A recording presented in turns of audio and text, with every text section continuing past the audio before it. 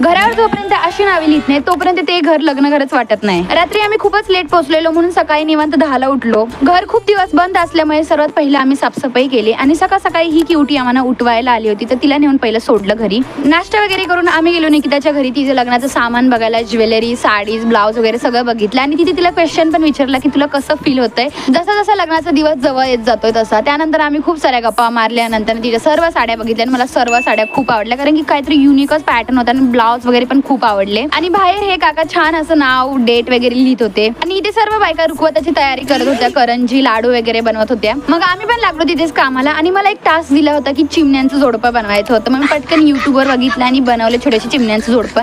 आणि नंतर मग आम्ही सगळ्यांनी मिळून खूप सारे चंद्र, सूर्य, तारे जे रुखवताला अजून छान बनवेल आणि मस्तपैकी नावे वगैरे लिहिली होती, डेट वगैरे आणि छान असं रुखवत रेडी केलं. आणि एका छोट्या पोराला पतंग बनवायचा होता पण त्याकडून झाला मासा. मग आम्ही तो पण ठेवला. त्यानंतर मी वर्षातला पहिला पिकलेला आंबा खाल्ला. मग रात्री एका बहिणींच्या हातावर मेहंदी काढली आणि झोपी गेलो. भेटूया आपण पुढच्या ब्लॉगमध्ये. तोपर्यंत फॉलो करा. बाय.